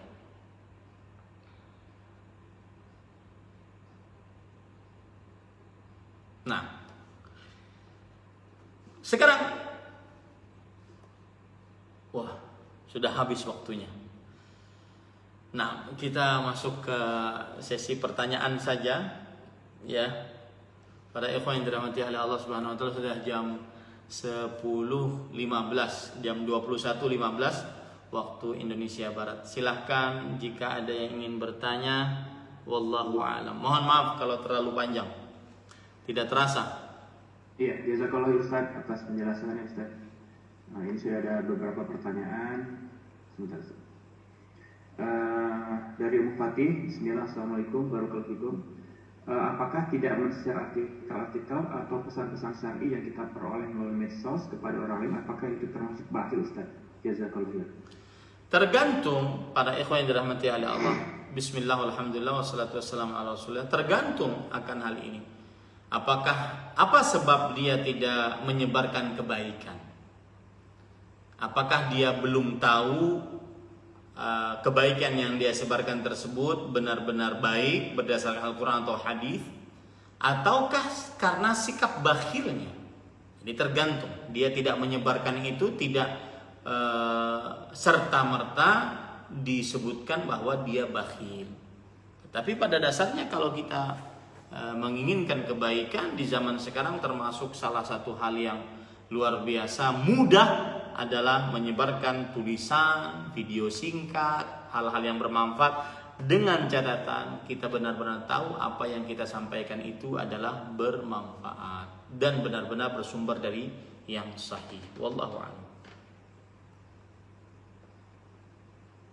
Jazakallahu Ustaz atas jawabannya. Ini ada pertanyaan selanjutnya dari Mutia. Assalamualaikum warahmatullahi wabarakatuh Ustaz. Mau bertanya, bagaimana tips supaya kita istiqomah terutama tentang ibadah sunnah, di mana kadang kondisi iman kita suka naik turun. Syukran. Bismillah, walhamdulillah, wassalatu wassalamu ala rasulillah wa ala alihi wa sahbihi wa man walah. Allah berfirman dalam Al-Quran, ya ayyuhalladzina amanu taqullaha haqqa tuqatih wa la tamutunna illa wa antum muslimun. Wahai orang beriman, bertakwalah kepada Allah Subhanahu wa taala dengan sebenar-benar takwa, dan janganlah kamu mati kecuali dalam keadaan beragama Islam. Surat Ali Imran ayat 102. Dari ayat ini para ulama mengambil sebuah faidah bahwa istiqamah dalam hal apapun rukunnya ada dua. Istiqamah dalam hal apapun rukunnya ada dua. Rukun itu berarti harus benar-benar dikerjakan, karena dia tidak sempurna sesuatu kecuali dengan mengerjakannya, dan dia bagian dari sesuatu tersebut.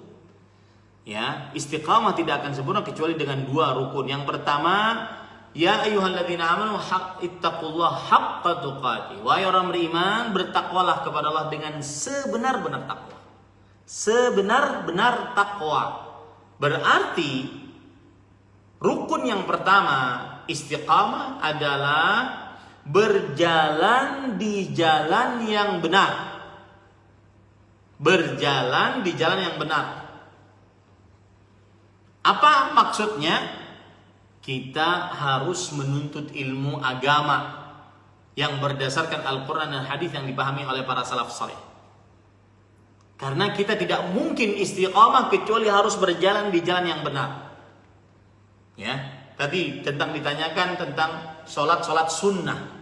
Bagaimana istiqamahnya? Kita tidak mungkin istiqamah di atas sholat sunnah, ya, kecuali kita mengetahui apa saja sholat sunnah tersebut, apa saja hukum-hukum sholat sunnah tersebut. Yang kedua, wala tamutunna illa wa antum muslimun. Dan janganlah sekali-kali kamu mati kecuali dalam keadaan beragama Islam. Berarti diambil dari ini, rukun yang kedua istiqamah adalah selalu berjalan di jalan yang benar. Yang pertama, berjalan di jalan yang benar, jangan di jalan yang salah. Yang kedua, selalu berjalan di jalan yang benar. Selalu berjalan di jalan yang benar. Maka dengan ini kita tahu, akhirnya kita harus berusaha agar bisa selalu berjalan di jalan yang benar. Maka kiat agar istiqamah dalam mengerjakan sholat sunnah adalah berusaha melawan hawa nafsu, ya, berusaha. Dan usaha banyak caranya. Yang pertama berdoa kepada Allah, karena Allah yang membolak-balikan hati. Allahumma la sahla illa ma ja'altahu sahla wa anta taj'alul hazana idza syi'ta sahla. Ya Allah, tidak ada kemudahan kecuali yang Engkau jadikan mudah, dan Engkau menjadikan sesuatu yang sulit menjadi mudah jika Engkau inginkan. Allahumma inni a'udzubika minal ajzi wal kasal. Ya Allah, aku berlindung denganmu dari sifat lemah dan malas. Allahumma a'inni ala dzikrika wa syukrika wa husni ibadatik. Ya Allah, tolong aku untuk senantiasa mengerjakan ketaatan kepadamu.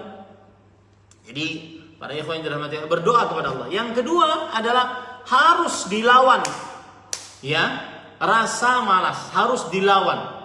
Semakin dilawan, semakin Allah akan memberikan pertolongan, kemudahan untuk mengerjakan sholat-sholat sunnah tersebut dan ibadah-ibadah lainnya. Allah berfirman, "Walladzina jahadu fina lanahdiyannahum subulana." Orang-orang yang berjuang di jalan kami, sungguh kami akan mudahkan kepada jalan-jalan kami. Ya, sebesar perjuangan, sebesar itu pula petunjuk kemudahan datang dari Allah jika Allah menginginkannya. Ya, ini para ikhwan. Kemudian yang ketiga adalah harus berlomba-lomba dalam kebaikan di tengah keluarga, dengan suami, dengan istri, dengan anak-anak. Rasulullah sallallahu alaihi wasallam bersabda, rahimallahu imra'an qama minal lail fa shalla thumma ayqadha ahlahu fa sallat fa in abad nadhaha fi wajhil ma. Allah Subhanahu wa taala merahmati seorang lelaki yang bangun malam lalu dia sholat, lalu membangunkan istrinya, lalu istrinya sholat. Saling tolong menolong dalam kebaikan. Jika istrinya malas, dipercikan air pada wajahnya. Allah merahmati seorang istri yang bangun malam lalu dia sholat dan membangunkan suaminya, lalu suaminya sholat. Saling tolong menolong. Jika suaminya malas, maka dipercikan air di wajah suaminya. Nah, ini kiat agar semakin semangat untuk mengerjakan sholat-sholat sunnah. Di samping juga mengetahui keutamaan mengerjakan sholat-sholat sunnah tersebut. Wallahu a'lam. Nah, jazakallahu Ustaz. Ini sudah ada yang respon dari Ibu Dewi. Tafadhol, Bu. Silakan, Bu. Assalamualaikum warahmatullahi wabarakatuh, Ustaz. Waalaikumsalam warahmatullahi wabarakatuh. Ya, Ustaz, kalau bagaimana kalau mengenai pendapat misalnya sudah berkeluarga lalu mempertahankan hubungan baik dengan mantan karena dengan alasan dalih silaturahmi, dan itu tidak hanya 1, 2, 3. Halo? Ya, silakan, Bu. Ya, jadi dengan dalih karena di Anissa kan untuk menjaga silaturahmi, tapi itu dengan mantan-mantan dan teman-teman, dan itu lain jenis. Ya. Oke. Ya. Terus selain itu suka tidak bisa menjaga pandangan. Ya. Tapi kalau diingatkan merasa tidak pernah, gitu, dan itu malah berbalik seolah-olah kita berlebih gitu, mengatakan yang tidak dilakukan, gitu. Seperti fitnah begitu. Ya. Lalu mengenai tips juga, Ustadz, bagaimana Ustadz kalau malam itu, kalau secara medis kan ini kan kebetulan banyak dokter ya gitu. Katanya 6-8 jam. Saya rasa kalau orang-orang sibuk nggak mungkin bisa ya dok, ya Ustadz atau Ali seperti Ustadz begitu. Rata-rata itu berapa jam yang kalau secara agama, dan apakah itu cukup sehat? Yang penting kualitas atau memang harus jumlah di dalam minimal 6 jam itu? Baik Ustadz, terima kasih. Assalamualaikum warahmatullahi wabarakatuh. Waalaikumsalam warahmatullahi wabarakatuh. Bismillah walhamdulillah wassalatu wassalamu ala rasulillah wa ala alihi wa sahbihi wa man wala. Saya ingin mengomentari tentang tadi pertanyaan tentang berhubungan dengan mantan kawan ataupun mantan pacar atau mantan yang pernah dia hubungi sebelum dia berkeluarga. Tadi ada disebutkan kata-kata silaturahmi atau silaturahim. Dalam Kamus Besar Bahasa Indonesia, silaturahmi itu mengikat tali persahabatan atau persaudaraan. Itu kalau Kamus Besar Bahasa Indonesia. Dan sebenarnya ini keliru secara bahasa Arab. Kalau silaturahim atau silaturahmi ini adalah menyambung hubungan rahim, yang mempunyai hubungan rahim. Misalkan seorang perempuan punya hubungan rahim ke atas siapa? Bapaknya, ibunya, kakeknya, neneknya, dan terus ke atas. Ke bawah anaknya, cucunya, cicitnya. Kemudian rahim perempuan ke samping, saudara laki-lakinya, saudari perempuannya, kemudian ke bawahnya keponakannya, keponakan laki-laki, keponakan perempuan. Itu rahim bagi perempuan. Kemudian juga ke samping, ke atas samping, yaitu pamannya, bibinya, baik itu saudara ibu, saudara bapak, ya. Kemudian juga termasuk rahim adalah meskipun bukan mahram, ya, yaitu sepupu, yaitu anak paman, anak bibi. Nah, ini yang rahim, menyambung hubungan rahim, berarti itulah mereka yang harus disambung-sambung, ya, yang selalu disambung dan tidak boleh diputuskan, sebagaimana diperintahkan oleh Allah Subhanahu wa taala dalam Al-Qur'an. Adapun pertemanan, ya, maka ini sebenarnya adalah ikhwah atau ukhuwah, yaitu pertemanan. Maka apabila hubungan ukhuwah pertemanan ini asal hukumnya seorang muslim berteman dengan muslim lainnya, baik itu laki-laki ataupun perempuan. Tetapi jika mendatangkan mudarat, yaitu hubungan yang diharamkan, maka tidak diperbolehkan. Ya, tidak diperbolehkan. Mungkin pertanyaan Ibu Dewi tadi adalah berkaitan dengan syahwat terhadap perempuan. Saya tadi katakan hati-hati laki-laki jangan sampai bermudah-mudah, ya, membakar api syahwat dengan perempuan, karena tidak akan ada yang kuat. Ya, tidak akan ada yang kuat. Maka kita nasihatkan untuk para laki, terutama yang sudah berkeluarga, dia hendaknya mencukupkan berhubungan dengan wanita-wanita yang mahramnya saja. Wanita-wanita yang mahramnya saja. Adapun wanita-wanita yang bukan mahramnya, maka dia tidak berhubungan dengannya. Kalaupun berhubungan, hanya untuk keperluan yang sangat terpaksa. Disebabkan hadis Rasul sallallahu alaihi wasallam yang berbunyi, "Ma taraktu ba'di fitnatan adharra 'ala ar-rijal minan nisa." Tidaklah aku tinggalkan godaan yang paling berbahaya bagi laki-laki dibandingkan perempuan. Ya, Allah Subhanahu wa taala berfirman, "Khuliqal insanu dha'ifa." Manusia diciptakan dalam keadaan lemah. Tafsiran dari Imam Al-Mufassirin dan Imamul Muhadithin Sa'id bin Masruq Ats-Tsauri, seorang tabi'ul atba', beliau mengatakan bahwasanya manusia diciptakan lemah. Lemah adalah seorang lelaki ketika berhadapan dengan seorang perempuan. Lelaki berhadapan dengan seorang perempuan lemah sekali. Dia hanya bisa menatap perempuan tersebut dan dia tidak bisa menikmatinya karena tidak halal untuknya. Disitulah lemahnya seorang lelaki terhadap perempuan. Oleh sebab itulah saya nasihatkan bagi suami-suami yang sudah beristri, maka jangan sampai dia dan juga yang belum beristri, apalagi yang belum beristri, dia tidak berhubungan dengan perempuan yang bukan mahramnya. Saya sering terenyuh kadang-kadang di sebuah rumah makan, ketika makan saya dengan istri, anak-anak, kemudian di samping sana, samping sini ada kawan-kawan dari kantor, entah apa profesinya, mereka berdua makan, laki-laki, perempuan, kadang tertawa, kadang-kadang keadaan itu, momen itu tidak bisa dia laksanakan dengan istrinya. Tidak bisa secerah itu dengan istrinya, tidak bisa seasyik itu dengan istrinya yang merupakan halal bagi dia. Dipandang dari ujung rambut sampai ujung kaki halal. Kenapa? Itulah godaan syaitan. Ya, itulah godaan syaitan. Adapun tadi alasan bahwasanya ini adalah mantan, kita harus mengikat hubungan dengan teman-teman, kawan-kawan, maka ini adalah termasuk daripada bisikan syaitan. Allah Subhanahu wa taala berfirman, "Zuyyina lin-nas hubbus syahawat minan nisa." Diindahkan kepada manusia cinta kepada syahwat dari para perempuan. Wallahu a'lam. Kemudian yang kedua adalah masalah tidur. Mungkin sekarang sudah jam 9 lewat gitu ya. Gimana tidurnya, katanya 6 jam gitu. Maka jawabannya adalah gunakan yang seperti hadis Rasul Shallallahu Alaihi Wasallam, itu lebih utama. Yaitu beliau pernah menasehati seorang sahabat yang ingin sholat semalaman suntuk setiap malam. Kata beliau, walakinni anamu wa usalli.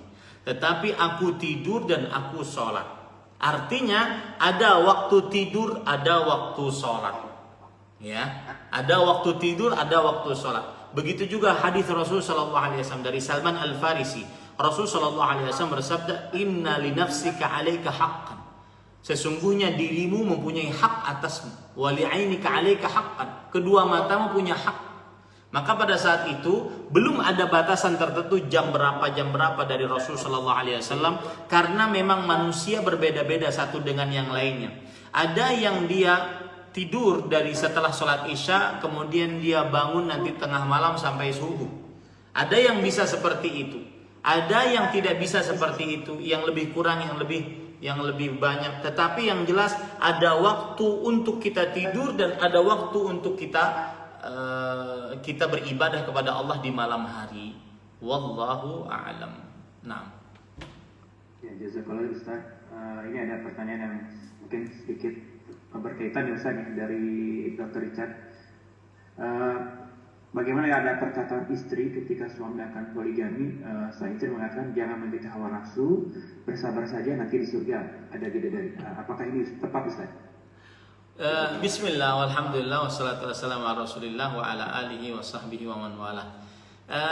Dikatakan tepat, dilihat dari sudut pandang mana. Dikatakan tidak tepat juga bisa dilihat dari sudut pandang mana. Yang jelas begini, seorang perempuan ketika suaminya berpoligami tidak ada yang bisa untuk langsung mau, susah, berat. Kalaupun awalnya mau, di lama kelamaan juga tidak mau, berat. Karena itu tabiat seorang perempuan. Ya, tabiat seorang perempuan. Maka pada saat itu seorang suami yang ingin memang berpoligami, lihat dirinya. Saya sering menasihatkan ini. Lihat dirinya, apakah dia mampu dalam hal adil, nafkah, batin ataupun lahir. Kemudian yang kedua, dia mampu ya untuk mempunyai kekuatan lebih, karena orang yang berpoligami dia wajib untuk menggilir istrinya. Tidak boleh dia tidak adil dalam hal ini. Yang ketiga, apakah dia mampu untuk menafkahi secara lahiriah, yaitu mampu harta. Jadi mampu adil, mampu kekuatan fisik, dan mampu harta secara lahiriah agar bisa menafkahi seluruh hartanya. Dan saya tidak nasihatkan seorang suami tidak berterus terang kepada istrinya jika ingin berpoligami. Kenapa? Karena seorang suami wajib melakukan keadilan saat dia berpoligami. Ya, tidak bisa dia berbohong dengan istrinya terus menerus.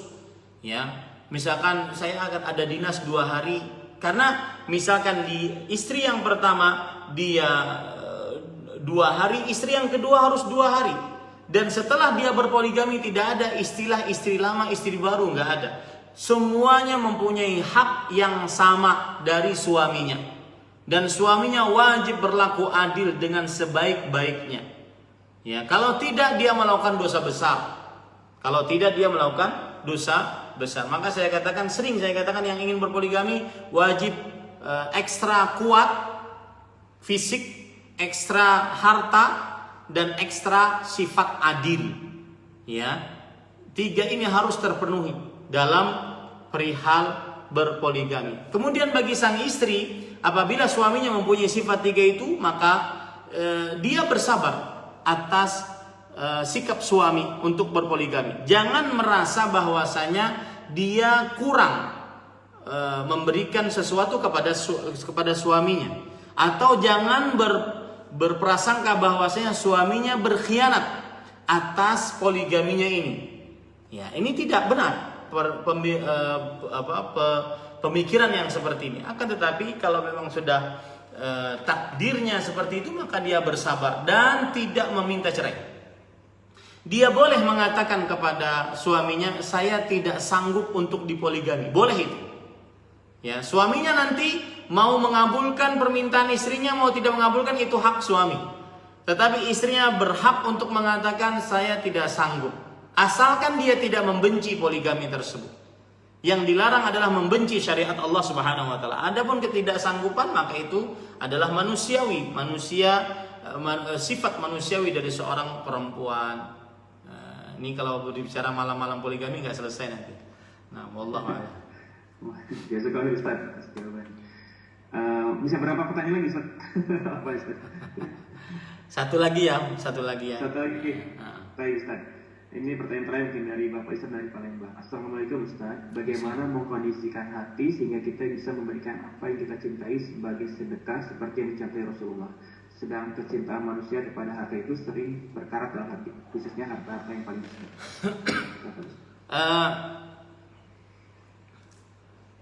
Mengkondisikan hatinya adalah cintai surganya Allah Subhanahu wa taala.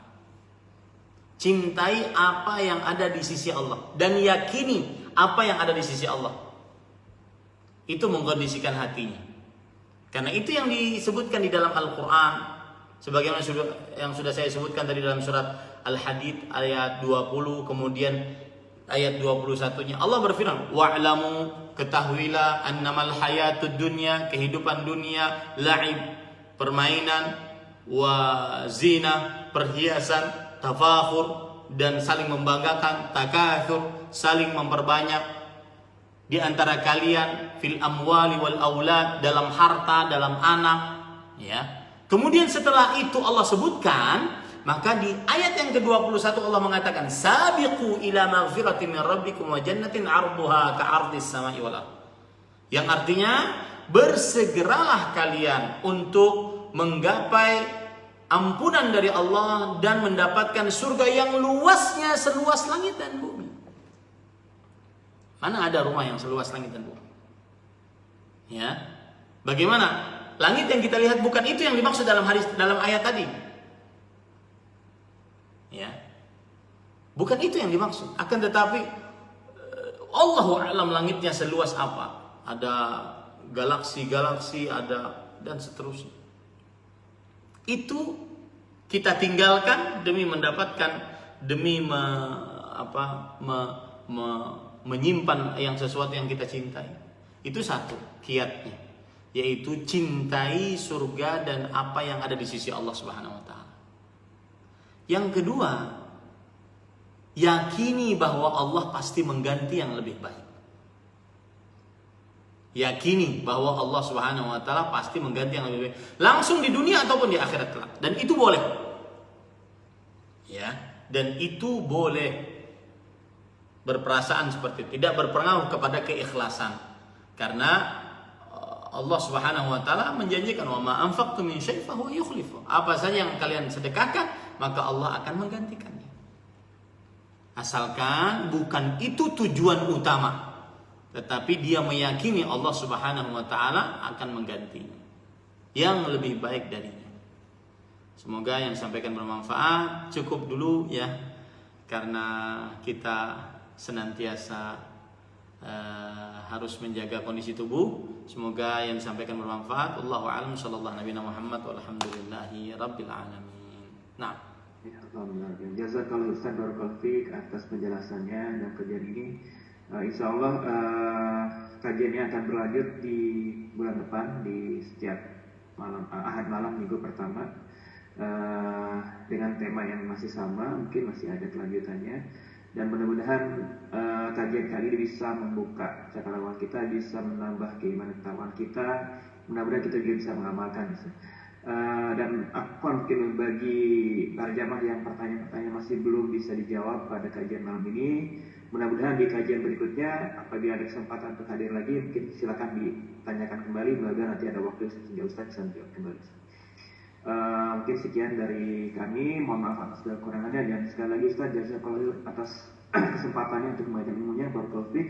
Dan ana tutup dengan doa kafaratul majlis, subhanakallahumma wa bihamdika asyhadu an la ilaha illa anta astaghfiruka wa atubu ilaik. Wassalamualaikum warahmatullahi wabarakatuh. Waalaikumsalam. Barakallahu fiik. Jazakallahu.